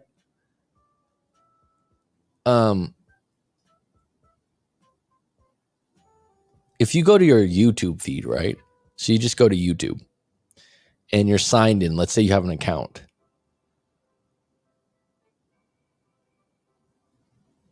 And you go there and it pops up with all these YouTube videos, suggested videos. Do you go to the search and search for what you wanted to go to YouTube for? Or do you let the search decide and you start scanning down? Because once you do that, and I do that sometimes now, I don't spend a lot of time on YouTube, but when I do, the search comes up and I go, oh, something I didn't come to YouTube for, but got my attention through the thumbnail and the title. Sometimes something just crazy, right? How are we even keeping control of our attention? And when someone's like, oh, control your attention, the minute you go on there, there's 25 thumbnails or on your phone, I guess 3 or 4, and they're suggested to you based on your choices that they know that you'd be interested in. And then you go down some new rabbit hole about, I don't know, some guy that got married, divorced, and the guy tells the story about an epically horrible divorce. And then it's like, that's why I would never get married or this or that. And then it goes into, it affects people. Because then people, yeah, that's why I wouldn't. It's like, well, I mean, are you this guy's personality? Did you get with it? You know what I mean? It really affects people. And what we're doing is the brain, when you start the day in the morning and you go YouTube search, Instagram, this, You're taking like an empty glass and you're just going, okay, let me throw in a little bit of drama there. Let me put some sports in there. Let me throw in a self-help video on how to sleep better. Right? And you're like, your brain's probably going like, where are you going to focus?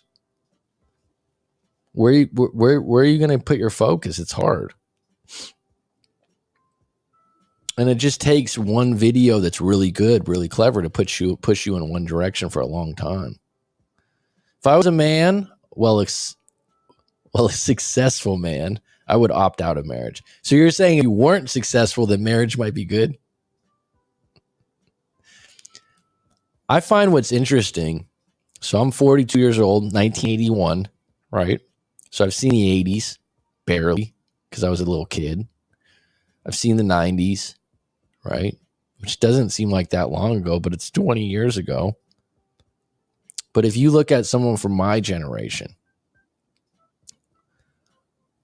right before the millennials, if you will, or maybe a little bit more than right before, my parents' generation, which were born in the 50s, early 60s. My mom's born in 53. I think my dad was born in 47 or 48, right? If you look at that, right, and you look at your parents' generation or people that were born around the 50s or 60s, they didn't get divorced right away. They usually got divorced after like 10, 15, 20 years, 25 years, or they were in lifelong marriages that they weren't happy, where one's an alcoholic, the other person hates them, but they stayed together for the kids or the money or the house. There's very few, in my experience, probably a 10, 20 percentile where you're like, wow, they're just a happy-go-lucky married couple with kids. There was no drama. There was no nothing. They grew old together and they just love each other. There's not a lot of those out there, even from that generation. Now you go to my grandparents' generation, like 1920s, they grew up, right? Grandma and grandpa, those couples stayed together. There's more of those couples, if they lived, right? They didn't have an ailment or sickness or a bad accident, which happens. They stay together way, way longer. You just look at your grandparents or your great grandparents. For the most part, they don't have divorces, or they're not single in between. They stayed and they had more kids. Generally, they also had no other stimuli to push them in any other direction. If they were born in the 1920s, you're still listening to the radio. You have no other stimuli telling you to do things differently. This whole idea of a matrix, which if you want to use that, it's just the program. What people don't realize is you have a different program in New York than you have in, I don't know, Polynesia. You have a different program than you have in New Zealand, maybe. Slightly different accent, maybe different way of doing things, different foods, slightly. We all have access to the same information now, which is almost too much. So it's the paradox of choice. Now people are having trouble making those decisions. But early on, one thing that I envy is like you just didn't have that paradox of choice. You just lived in your area, your neighborhood. You had no access to these mass amounts of opinions telling you what you should do, when in reality, what everyone did was get married, have kids, and do the best they can to support those kids, you'd hope. Right? It's just changed. And there's no putting the genie back in the bottle. And people can still get married, but it looks like there's time to have an alternative to it, probably. And that's probably coming at some point. But there's a possibility in years to come that there's going to be a lot of people that just don't do it. The consequence of that, though, is the older you get, and you get used to being single or alone, some people adapt to that. But we're social creatures. We like connection. And this is why when someone's single or alone, they get cats or dogs, right? And it helps them. So things have just changed. I would put zero weight into Rich Cooper or Rollo if you are in a good relationship. Both guys were screwed over by women and jaded now. That's where the content originates. Yeah, it's changed, right? It's interesting you say that because years back when I first read The Rational Male, I don't know, 4 or 5 years back, I don't know what it was. I listened to it on Audible. And I was laughing out loud at some of his points. And I was like, oh, yeah, this is good. This is bad. But for the most part, I thought, okay, good. So I got an interesting story about this. So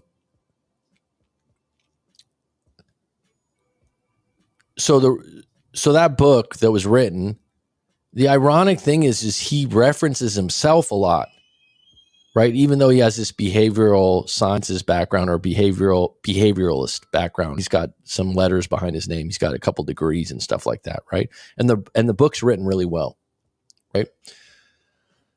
But when he references things and he's like, when I was in my early to late 20s and I was a rock star or in a rock band in LA and hooked up with 40 women and never got an STD, great.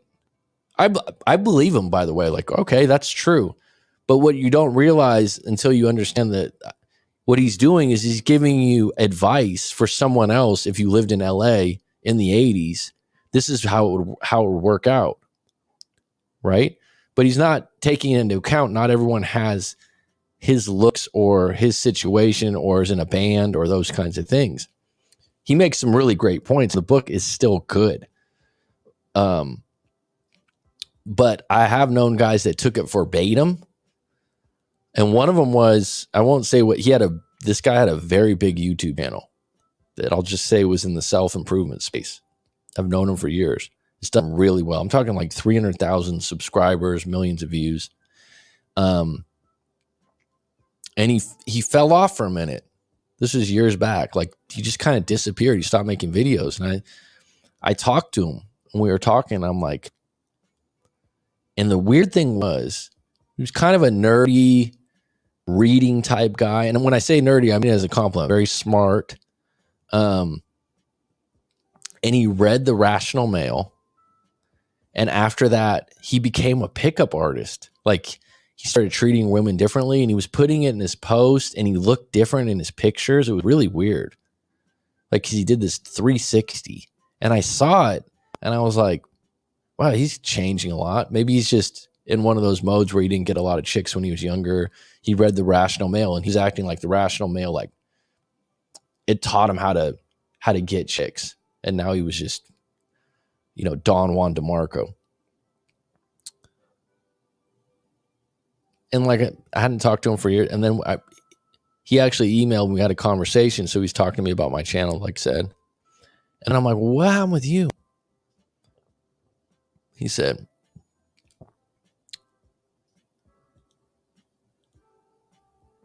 I'm broke a lot. Like I lost a bunch of money and stuff like that because he was doing this thing where he was going to travel abroad, like the 4-hour work week and all that stuff. And it didn't work out. That happens sometimes. You took a shot and some things didn't happen. But what surprised me is like, yeah, I was going to ask you about some dating advice because he had all this dating content on his YouTube. Right. And I was asking him advice on, SEO or how to maybe market the channel and stuff like that or whatever. And I was kind of like, really? You were really into The Rational Male and all that? And you were saying on your channel how you were getting women and all that stuff? He goes, yeah, I haven't dated in over a year and a half and I haven't had sex in a year. I was just like, whoa. So, and he was chalking it up to when he lost his money and things like that. But he also just lost confidence, right? But that book couldn't change that. This was a situation where I think that he was at a point in his life where he needed to rebuild his confidence, right? Because of the money thing. And so I think there are some steps to that. Like there are guys out there that your value, depending on your environment that you live in. If you live in Manhattan, you better make some money. If you're in the dating, if you're over 25 years old, you live in Manhattan, and you're going to be asked what you do. People go there to work and have big jobs, right? And so that's going to be important. If you live in a country area, maybe it's better that you're a good hunter or an outdoorsman or a farmer. I don't know. But I wouldn't say that like Rich Cooper and them are just bad overall. I think what's happened is they had to stick to a brand. And I heard Rollo Tomassi talk about this, and it disappointed me because I like him. But when he started going on the Fresh and Fit show, I kind of was like, okay. Because the Fresh and Fit show has become like a Jerry Springer of men's advice. It's kind of, and ironically, I've known guys that I like and I respect that are friends of mine that are like, you can tell that they're verbatim following some of that stuff. And it's Jerry Springer type stuff. They're creating sensational situations with a small pod of women that are Instagram influencer models, what have you, and they're acting like this is how all women are. This is how all women are. And it's not really a good look, because those guys and their approach, they wouldn't attract a good, wholesome woman that has confidence. They wouldn't. And they think like, oh, I can get anyone. Not really. And that's okay. The problem is now people are collaborating with their brands, their books, their ideas. But they're like, so what are you pushing? And Rollo was saying, well, you got to remember, I have a brand, and Rollo Tomassi is not even my real name. That's my, I would never use my real name. This is a brand. This is a business, folks. He had this on a podcast, and I'm like, I don't think when people read his books and follow him in the beginning, they didn't think it was. They thought it was a mindset, that it was a way to be a better man. It's a better way of dating. And he's saying it's not a brand. When you think about it, him dressing with the hat like he's a wrestler with long hair, different, like it is a brand, I suppose. It is. And some of these brands have become extreme to the point where people are taking advice from wrestlers. What do I mean by that? Right? There's the WWF for wrestling. It's fake. It's not real fights. Is it physical? Is it tough? Sure. It's stunt work, but it's not real. It's not going to, some wrestler is not going to be able to use those moves in a street fight or as a soldier. Right? So if they push that off as like, oh yeah, and people know deep down like, hey, they're actually staging this stuff. They're staging it. When someone starts saying, oh, I'm I have a fake name, I have this brand, like you're staging stuff. So what are you getting advice from? How are you going to use that in real life? All right. Sorry for that tangent there. Just been on a roll this morning. Horses. Oddly enough, I'm not here for the breakup content. I stumbled across Mac's live stream a couple of years ago. I just enjoy the community. I hop on when I can't sleep. Well, thanks. I do have another channel that will help you sleep, actually. Go to Clean Mind Today. And that's on my YouTube channel. That's my other YouTube channel for guided meditations. And that'll help you sleep. Just put that on the background, unless your husband's sleeping next to you or you have headphones, and they'll help you sleep. I made those for some clients because, as you know, I do hypnosis too. That said, Mac's content and advice is transferable to other areas of life. He's very insightful. Still waiting for Mac to write that book. It's coming. It's coming. All right, we're down to 5 on deck. I'm losing people here. All right, folks, it's been good. It's been grand. We're at 2 hours. I appreciate you all. Thanks for the likes and subscribes. If anyone out there needs to write me in about a situationship, breakup, work issues, go to writemac.com, book a session. If you don't find that session useful and helpful, I will return your money. Thank you, Sam. You are appreciated. Thank you, Francois. Ciao. All horse racing all the time. Thanks for joining today. You are appreciated. Smokey the Cat, PB's finest. Always a pleasure. Rod Flint, good to see you. 26. Why'd you pick 26 out of all numbers? If I could be 26 again. I think if I could pick one age to stay at, it would probably be like 31 or 32. I don't think I'd be 21 or 22. Rob IS, I think he bailed out a little early today. Eduardo Martinez, always a pleasure. Good to see you, my friend. Good. All right, folks, take care. It is curtains.